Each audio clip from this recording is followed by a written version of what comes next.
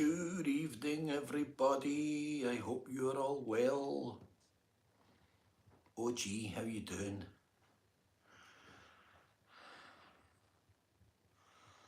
Charlie boy.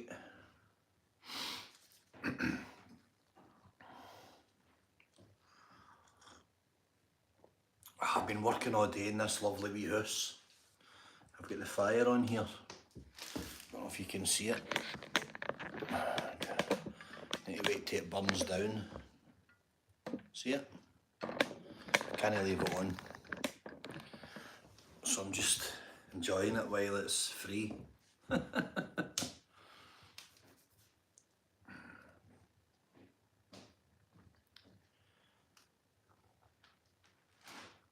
So I had an interesting day, guys, an interesting couple of days. I was on the road straight 20 hours. I was away down Lancaster doing a bit of work. And yeah, I'm enjoying this. This is real luxury. And coming back up the road was when you realise that life's not that bad right now. At times I live very modestly with not a lot of stuff. And the way up the road last night, I got to the services at Perth and I hadn't eaten at all, right? So I stopped for a cheeseburger and a drink. And I was sitting just eating it and a guy started to walk towards me. And I thought to myself, he's coming to me. You know, he's coming up from like the hill, but he's coming to me and he looked bedraggled, he looked really like dirty and stuff, and I thought, you know, like soil all over him. I thought, what's going on here? Window was down anyway, it was about 3 in the morning. I says, alright, can I help you? Moldovan boy, he says, can you help me please? I am stuck. I says, what's up with you? He says, my van is stuck. I says, where? He says, 9 miles back, where I've just come from, and 1 mile or 2 miles in. I says, okay. I says, you need to tell me more than that. What's your name? What's the crack? You know, he says, he worked for a farmer. He's been pulling a caravan.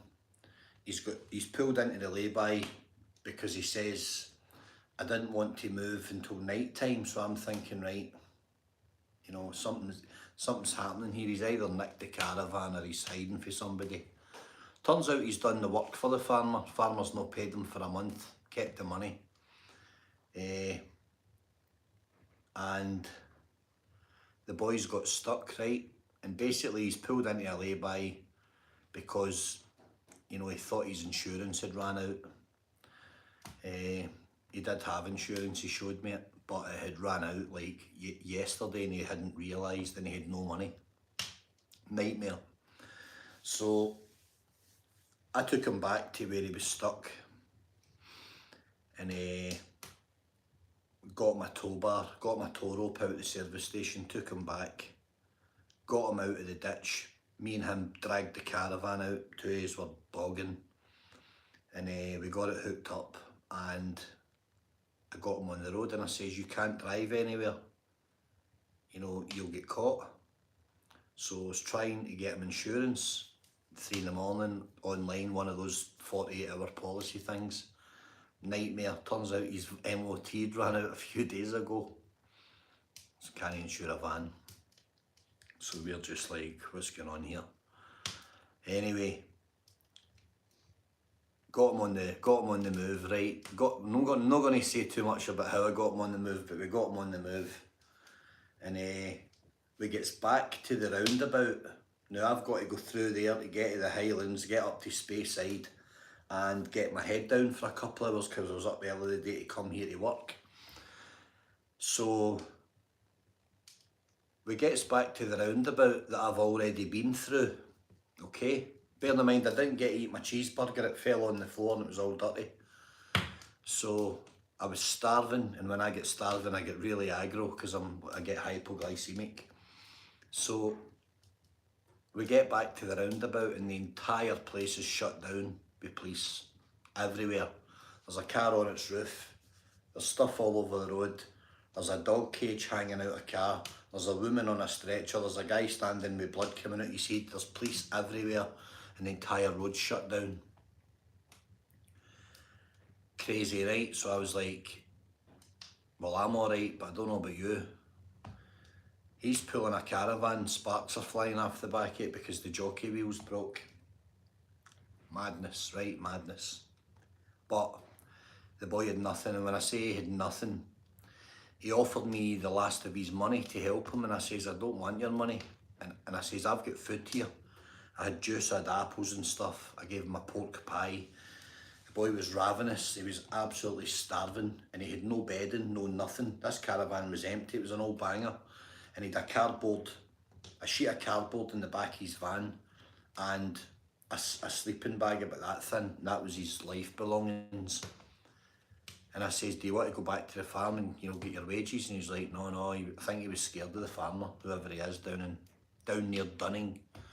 So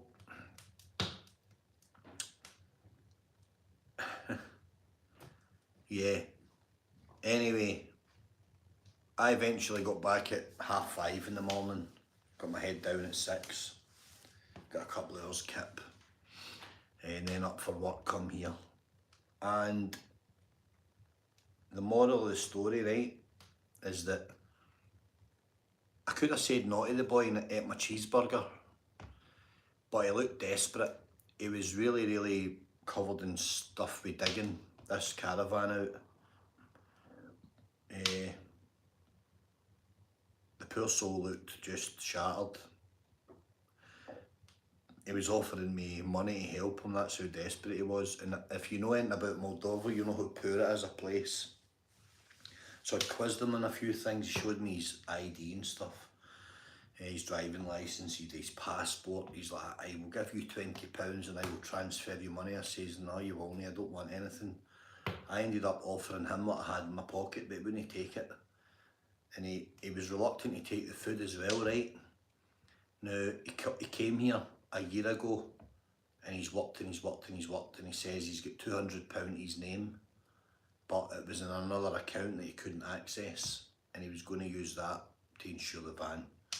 The van needed bits of work done, a service and stuff, and so I says, what do you do? He's like, I'm a roofer. I gave him a couple of names for guys to look up down around Perthshire and stuff that might give him a few shifts. We were the same age, right? We were the same age, me and him. It was about 6 months between us. And, you know, I was thinking about him because I was saying, that guy, he came to me because he was desperate. He says he'd asked 10 people, truck drivers, van drivers, nobody would help him. And I was like, well, it's 3 in the morning, let's just go and get you helped, let's go and get this sorted. So we got him back in the road, and you know, I didn't want to know too much about his personal circumstances, but he had message in his phone to verify his story. He'd been asking this farmer for his wages, £1,400, for over 3 weeks, and this farmer was like, I don't have it, you'll have to wait. You'll have to give me another couple of months work to get me into the spring before I can replace you. So, but if I pay you your wages, you'll leave and I'll not see you again. He was literally holding up your ransom, which I didn't like. Now there's a lot of this goes on down in that area, and there is a lot of this goes on because a lot of the hops pickers, the fruit pickers, hang back when the fruit's out the ground and they get work in local farms because they're desperate. They don't want to go back to Bulgaria and Romania and Moldova and, you know, places like that, Lithuania, because there's no money.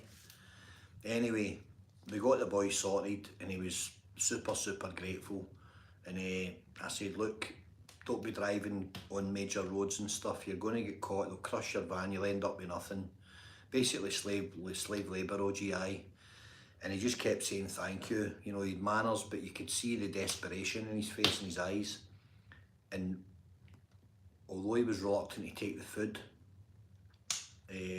pork pies and stuff like that was sitting there, you know, 4 apples, a bag of fruit pastels, a couple of little ginger shots, you know, turmeric and ginger, and a bottle of water and some bits and bobs I had. I put some nuts, I just gave him it all.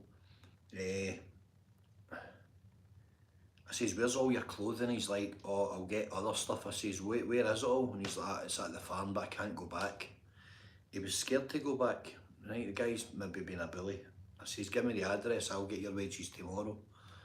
And no, he didn't want to know about it, right? So, it's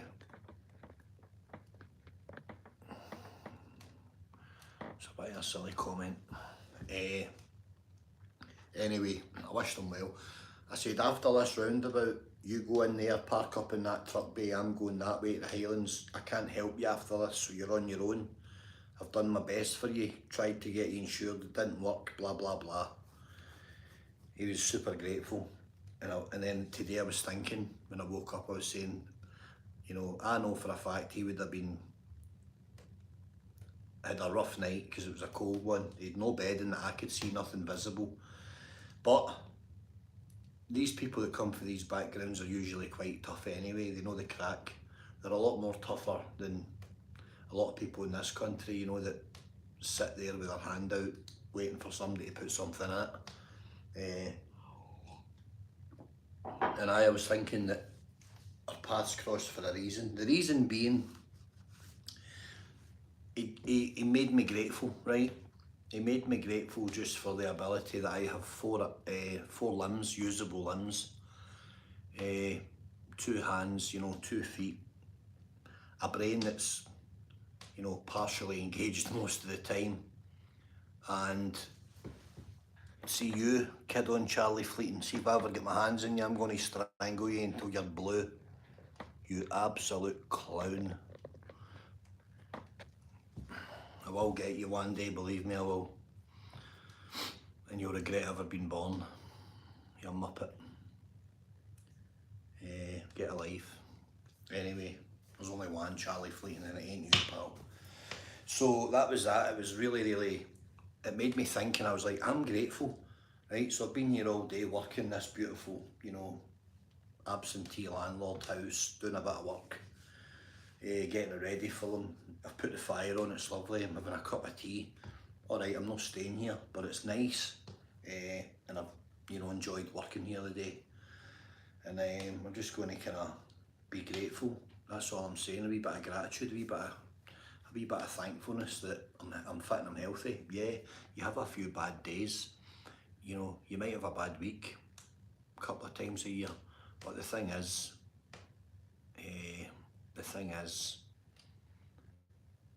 we come through it, and as long as we strive, you know, and we stay steady, we'll get somewhere, you know, we'll get somewhere. So that's kind of where I'm at now. I know I've been absent for a few days, guys. I've been busy. Some of you will know what I've been doing. The other thing I do. We've had some great success, you know, and we've been on the road. And I'm going to have Christmas Day probably up a mountain somewhere. I think I will be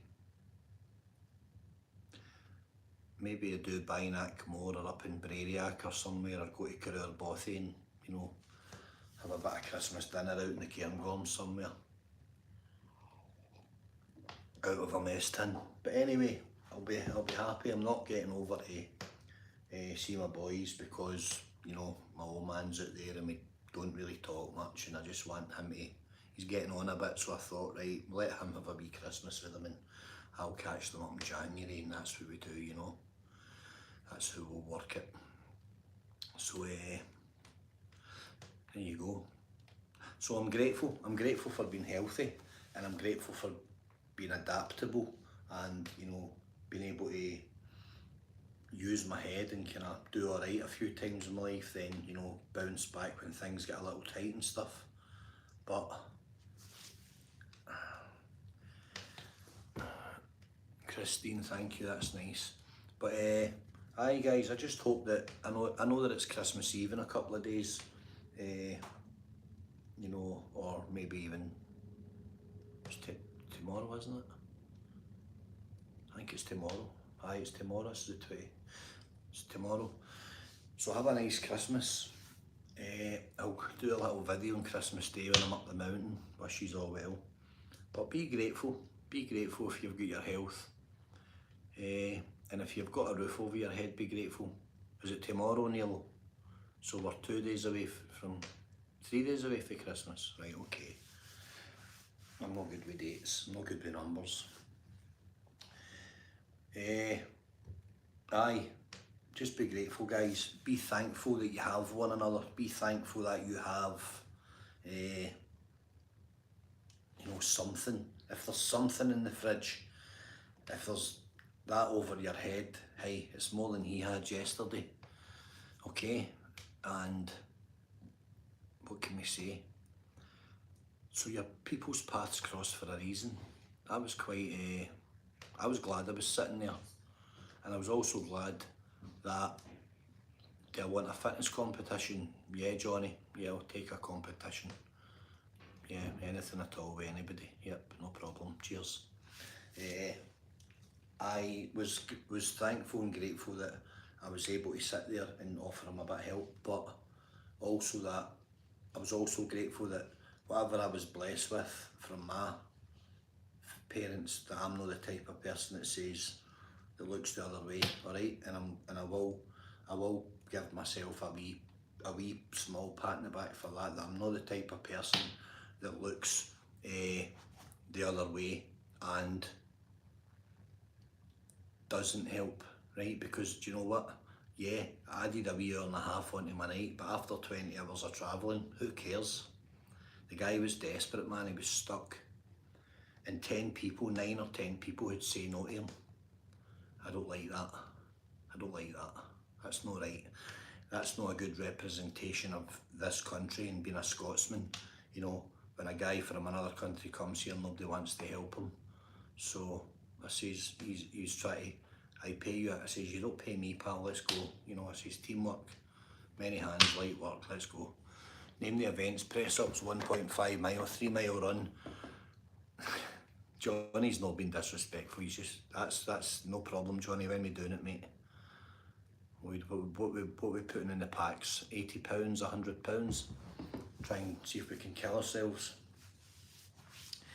Yeah, we'll do that, no problem. That cup of tea's lovely. Why is there homelessness though? Yeah, I worked the soup kitchens, V Thomas, I worked the soup kitchens in Glasgow and Edinburgh. Before it was famous, you know, before it was fashionable to do them. We were out helping with them, doing security for them and stuff and setting them up. And you wouldn't believe what goes on. You wouldn't believe what goes on at night time with homeless people, young homeless women and stuff getting abused and getting attacked in the streets. With, you know, guys coming out of nightclubs drunk, full of drugs. So much goes on.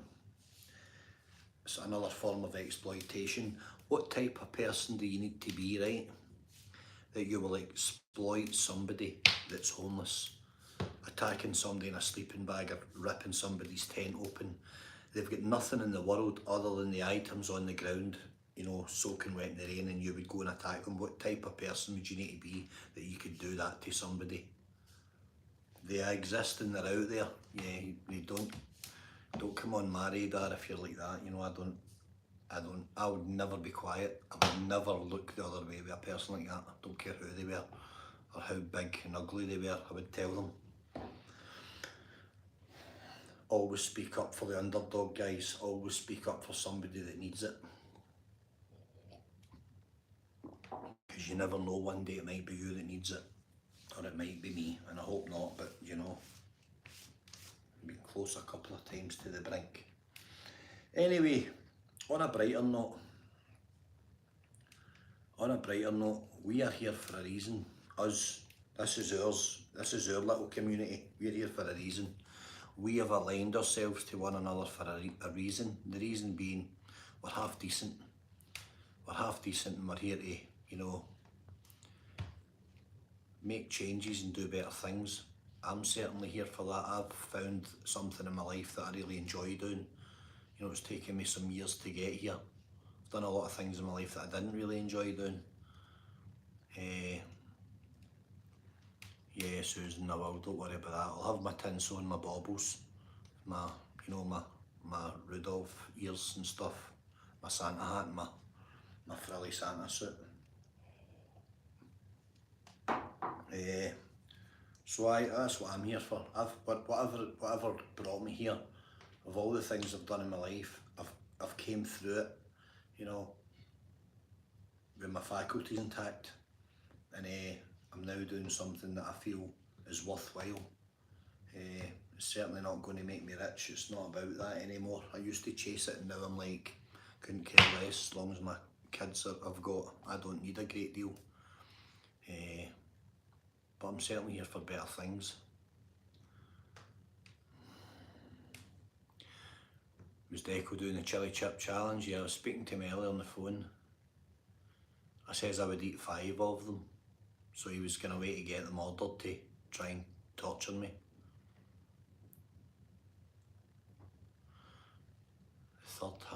Am I the third hardest in YouTube?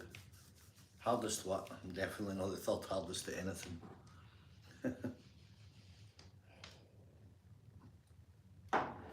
Christmas Day, I'm going to do, well, I might just do Binac more. It's a nice kind of walk, or I might go up Brariac Ridge, down Devil's Point and into Career Bothy and back out to Larry Grew. I might do that, nice loop walk, you know, see how I feel. But yeah, Deco's definitely the hardest guy I know, because I've seen him in the bag. He's hardcore. Left hand hospital, right hand the morgue. Killer. Stone cold killer, believe me. Anyway. Well, I will enjoy myself, Mark, for sure. Tony Mac, Nilo Mac, we've got all the Macs in tonight. Mac the Knife, the Mac Life.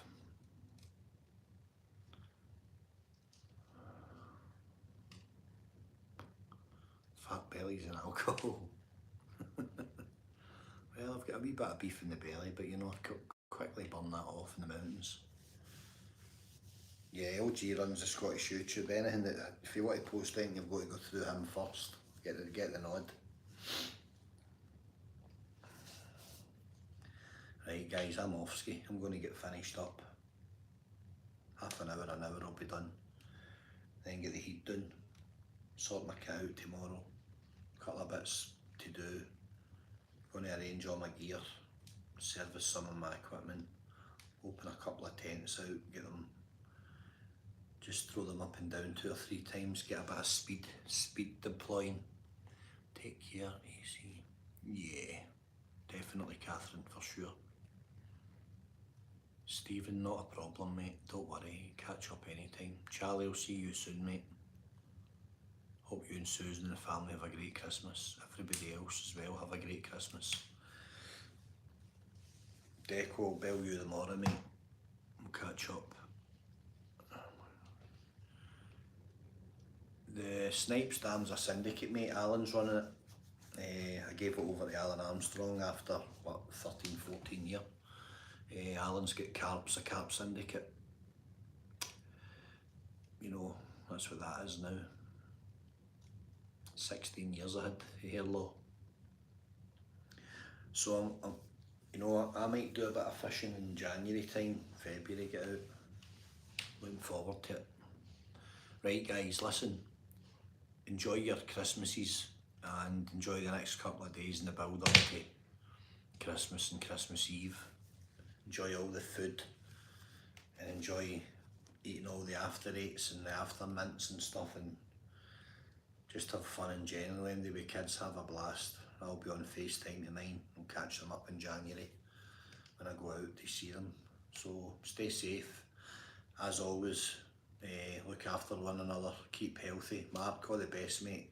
You have the best with the wee and good Christmas wear, and your lovely missus. And I'll see you all soon. We'll talk soon, okay? Stay steady, striving, guys. Good night. Thank you and God bless. Okie doke. Cheers, guys. Neil, all the best, mate. Take it easy, guys. Jim, Pixie, Sol. Night night guys, thank you. Frankie. Oh, what did I do there? I hit the wrong button. Dumpling. Night night all.